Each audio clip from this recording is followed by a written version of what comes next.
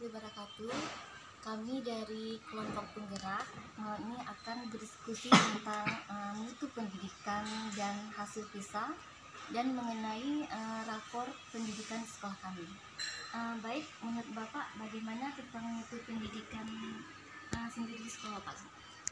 Sebelum ke mutu pendidikan di sekolah saya, kita bahas sedikit tentang PISA itu sendiri. Bahwa Menteri Pendidikan dan Kebudayaan Nadiem Makarim menyampaikan bahwa hasil studi program for International Study Assessment atau PISA pada tahun 2018 dirilis serentak pada hari Selasa tanggal 3 Desember 2019 merupakan perspektif yang bagus bagi pemajuan kualitas pendidikan di Indonesia. Melalui perspektif yang berbeda, Indonesia diajak untuk melihat bagaimana orang lain, negara lain melihat sistem pendidikan di Indonesia, sekaligus memberi masukan objektif tentang perbaikan yang perlu dilakukan ke depannya. Nah, dalam hal ini perspektif ini tentunya banyak pilihan-pilihan. Dari pilihan-pilihan ini, maka nantinya pemerintah ataupun sekolah akan bisa menentukan kira-kira bagaimana meningkatkan mutu pendidikan, baik secara nasional maupun menurut satuan pendidikan masing-masing. Karena secara nasional tentunya kita akan memberlakukan semua sekolah. Nah, untuk sekolah kita masing-masing kita sesuaikan dengan kemampuan yang ada di sekolah kita. Misalnya di sekolah saya sendiri untuk mutu pendidikan yang baru-baru kemarin, tahun kemarin itu sudah akreditasi. Mutu pendidikan ini dinilai baik itu dari kualitas gurunya, dari sarana prasarana yang ada di sekolah, maupun dari lulusan siswanya. Nah, ini perlu juga kita bergambar diri bahwa kualitas diri kita juga perlu dikembangkan. Bukan hanya sekedar kita mengajar kepada anak dengan cara yang itu saja, tetapi bagaimana caranya kita ikut terus berkembang, baik itu mengikuti pelatihan-pelatihan secara daring maupun secara luring. Ini untuk mutu pendidikan yang ada di sekolah saya. Dalam hal ini kepala sekolah sangat mendukung dan beliau selalu memberikan masukan kepada kita sebagai guru bagaimana caranya kita terus berkembang, baik mengikuti pelatihan-pelatihan secara daring tadi maupun secara luring, termasuk POP ini. Dari sekolah, kepala sekolah sangat mendukung dan kita diberikan izin untuk izin sekolah dinas luar untuk meningkatkan kualitas diri kita supaya nantinya kita bisa mengajar kepada anak-anak sesuai dengan kebutuhan belajar anak itu sendiri. Menurut Ibu gimana di sekolah Ibu? Menurut saya tentang tadi mutu pendidikan untuk pendidikan di sekolah kami yaitu SD Negeri 0039 Mudu itu sudah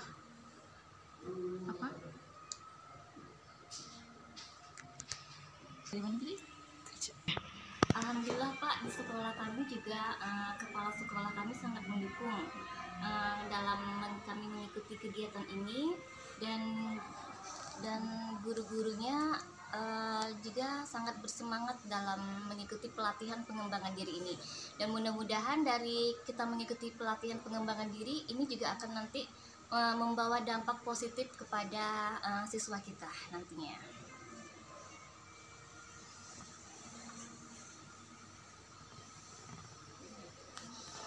Kalau Ibu gimana Bu?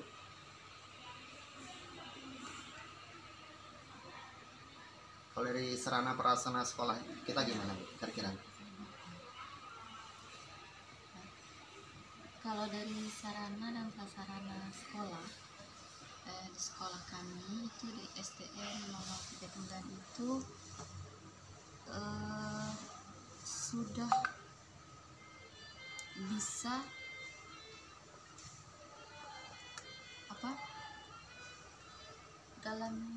dalam hal IT ya itu sudah terpenuhi, misalnya dari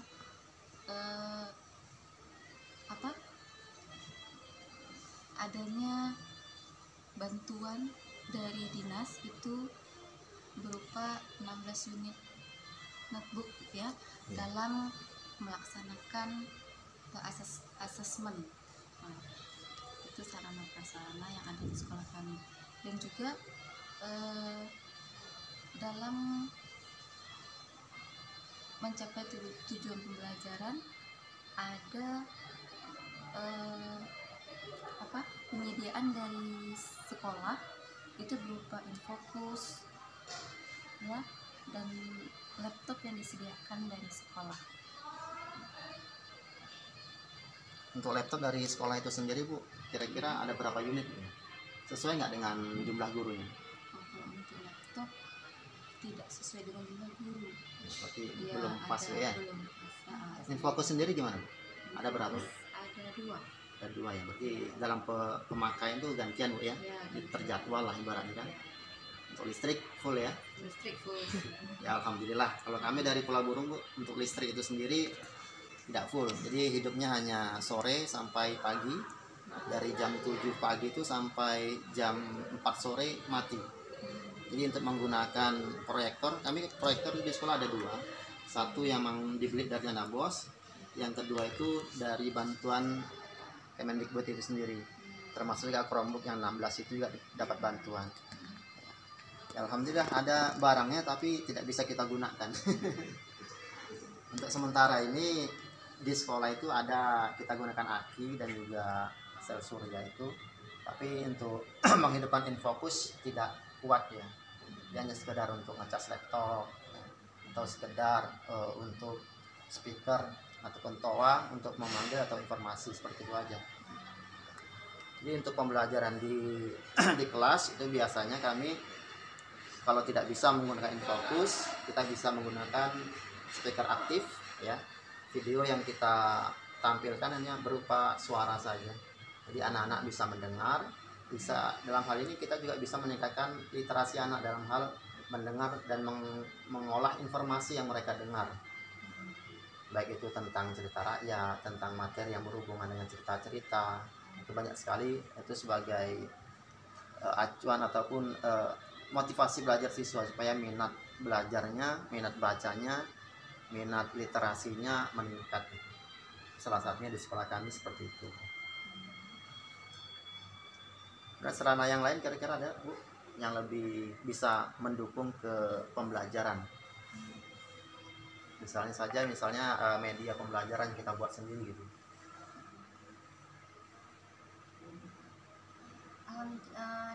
Alhamdulillah Pak, kalau sarana untuk di sekolah kami sudah cukup memadai. Kalau mengenai media biasanya itu guru kami bisa menggunakan infokus karena di sekolah kami sudah ada VIP, sudah bisa jaringan kapan saja menggunakan jaringan tadi ya, menggunakan infokus. Terus media juga bagaimana cara guru mengajar supaya siswa itu menarik dan pembelajaran juga menjadi menyenangkan di dalam pembelajaran tersebut. Untuk media pembelajaran Ibu biasanya menggunakan aplikasi atau bagaimana Bu supaya lebih menarik? Kan ada infokus nih, Iya, bisa ditampilkan di infokus. kelas gitu kan. Kalau kami sendiri di sekolah memang tidak ada aliran listrik, jadi untuk infokus nggak bisa digunakan.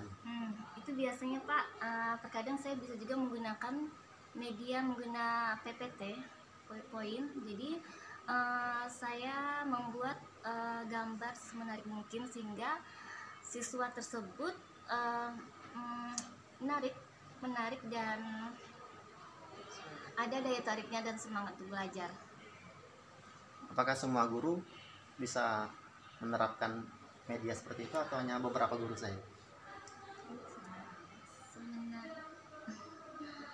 Mungkin tidak semua, cuman kita akan berkolaborasi kepada guru-guru bagaimana supaya bisa meningkatkan bersama-sama IT-nya Bu ya. bersama-sama Artinya kita bisa saling belajar, Pak. berbagi lah ilmu yang Ya. kita dapatkan Bu ya. Iya benar Pak.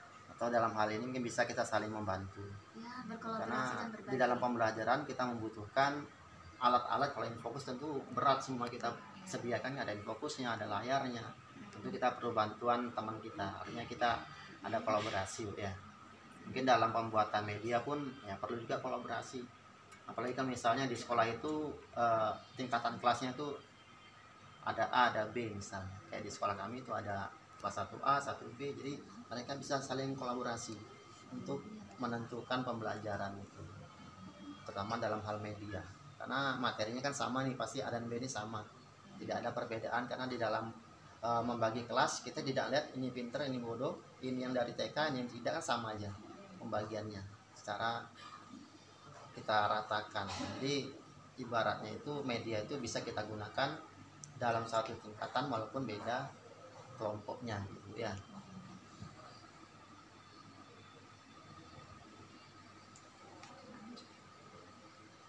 Ibu gimana Bu? Bisa menggunakan ITU ya? Kamu butuh bantuan Bu ya? Bisa Pak. Bisa, kami saling berkolaborasi bersama Pak. Butuh bantuan yang lebih mudah daripada Oh. kita. Saling berkolaborasi ya. Biasanya penggunaan aplikasi yang Microsoft-nya Bu ya. Iya. Kadang-kadang nih kita jarang buka, kadang ya terutama PowerPoint itu jarang sekali kita buka Bu ya. Nah, kalau sekarang ini lebih banyak orang menggunakan PowerPoint ini supaya lebih menarik dalam menampilkan media menggunakan proyektor, salah satunya seperti itu. Mungkin banyak lagi aplikasi-aplikasi lain yang bisa kita gunakan ataupun cara-cara lain supaya bagaimana anak ini memiliki minat belajar yang baik sehingga hasil belajarnya nanti juga akan meningkat.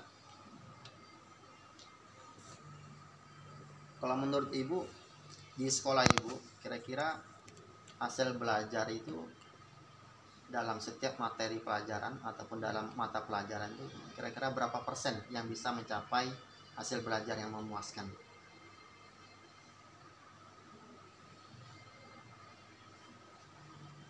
Kira-kira aja Bu.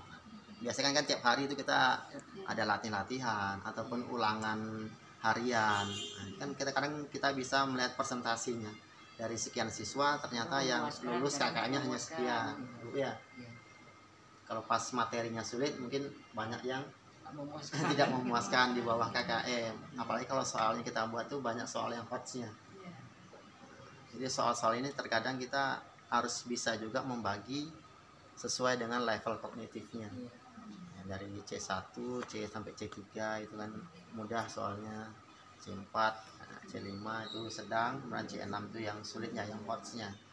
Seperti yang dicontohkan tadi, ada soal-soal cerita itu bisa masuk ke HOTS karena kita harus mengolah informasi yang ada di cerita tersebut bagaimana supaya kita bisa menyelesaikan masalah tersebut.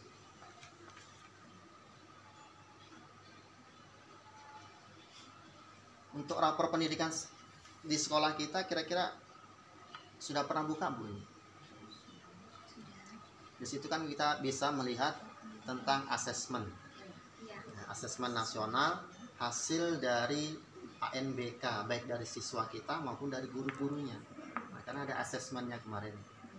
Nah, jadi dari asesmen itu kita bisa melihat bahwa sekolah kita dari tahun ke tahun itu naik atau turun hasilnya.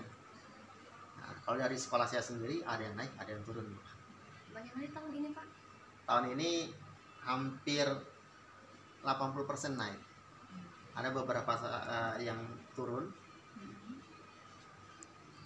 Misalnya yang turun itu di bagian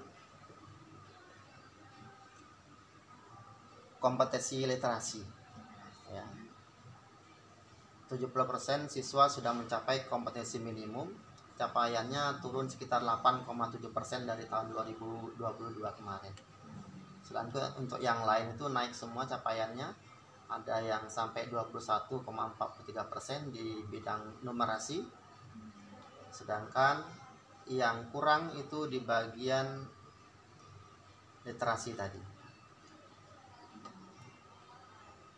Untuk iklim kebinekaan, iklim keamanan sekolah itu levelnya itu sudah baik, juga karakter juga sudah baik. Jadi dari beberapa situasi tersebut ya bisa dikatakan bahwa dari SD kami, SD Negeri 002 Pulau Burung mengalami peningkatan paling tinggi dari seluruh capaian tahun ini. Yang paling tinggi itu di bagian iklim kebinekaan dengan pencapaian terbaik ya. Kemudian dari pencapaian terendah itu dari metode pembelajaran. Kalau metode pembelajaran ini berhubungan dengan kompetensi gurunya sendiri, karena mungkin ada beberapa guru yang tetap menggunakan metode lama. model ceramah. Nah itu metode lama. Boleh kita menggunakan ceramah, boleh, nggak dilarang, tapi harus kita kombinasikan dengan metode yang lain supaya lebih menarik siswa. Karena yang namanya ceramah ya anak itu lama-lama membosan. Kita harus menggunakan metode yang lain supaya mereka lebih semangat dalam belajar. Ya mungkin dengan peragaan atau praktek, dengan project, dengan diskusi. Banyak metode-metode yang dapat kita lakukan sesuai dengan pembelajaran abad 21. Dengan beberapa model pembelajaran misalnya PBL, PJBL. Nah, di situ kita akan mengikuti tahap-tahapan orientasinya di situ. Kalau untuk sekolah ibu sendiri gimana? Di sekolah kami dibanding tahun 2002 lalu, kami mengalami peningkatan paling tinggi itu di bidang numerasi. Nah, dari seluruh pencapaian ini dan pencapaian terbaik pun iklim itu di iklim kebinekaan yang menjadi indikatornya. Namun demikian kemampuan literasi di sini kami mengalami pencapaian terendah, yaitu salah satunya disebabkan oleh rendahnya kompetensi membaca teks sastra. Itu literasi tadi mungkin kurang ya. Ini mungkin Pak ya salah satu contoh untuk memperbaiki ini yaitu bisa kita melalui peningkatan kompetensi guru dengan mengikuti pelatihan-pelatihan tadi.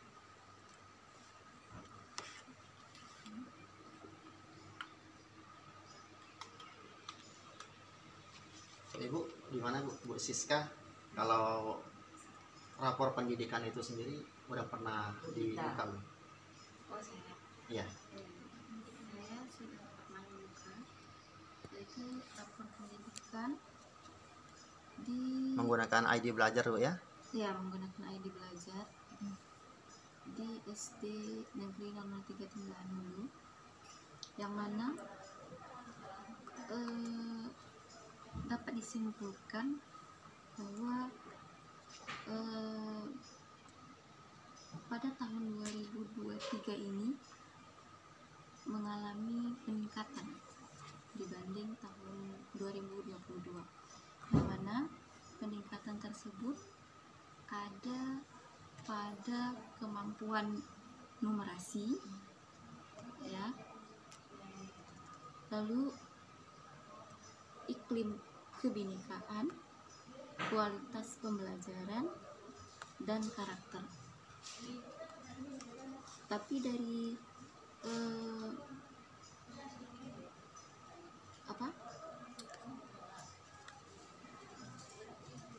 dari hal tersebut juga ada pencapaian yang turun, yaitu dari segi kemampuan literasi dan iklim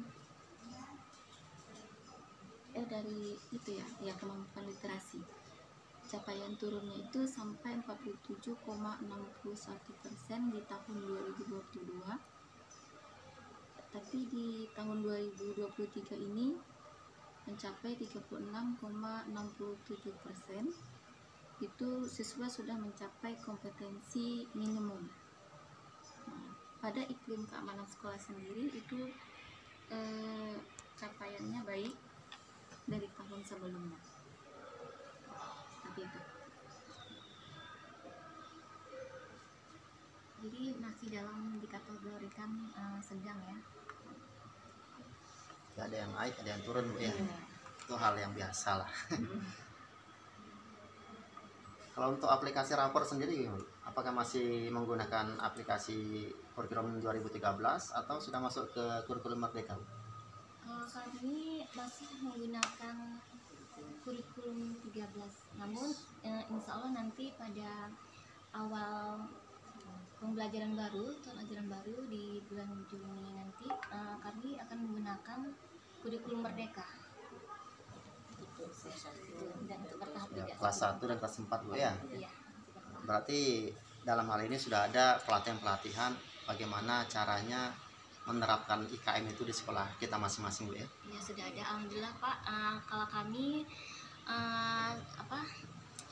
di sekolah ada KKG ya. KKG guru dalam satu gugus. Jadi satu bulan itu kami mengikuti KKG itu pelatihan selama 2 kali dalam sebulan pertemuannya. Ini termasuk meningkatkan kemampuan guru juga Bu ya, dalam pemahaman, terutama dalam hal rapor pendidikan, juga beberapa laporan yang perlu kita buat di dalam kurikulum Merdeka itu sendiri. Karena kurikulum Merdeka ini tentunya kita harus punya juga ID belajar, karena di situ kita bisa membuka rapor pendidikan.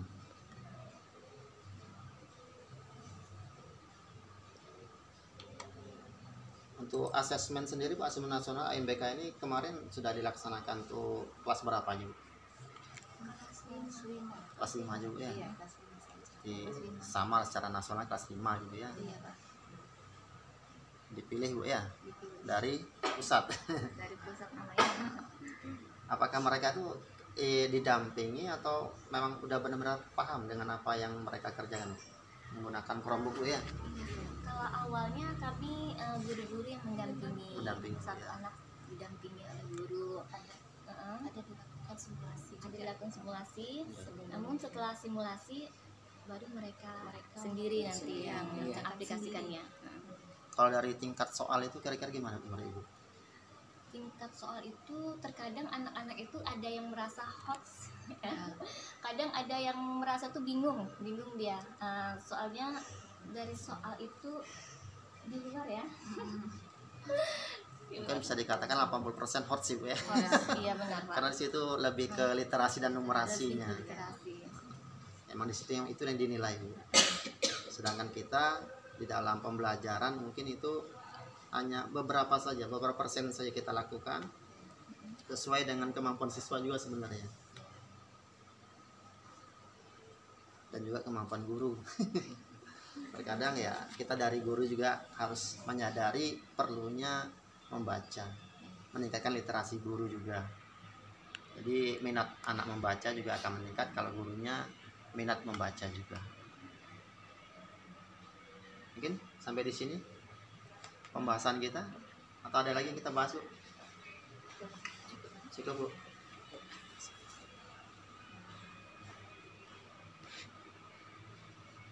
Silakan tutup Bu.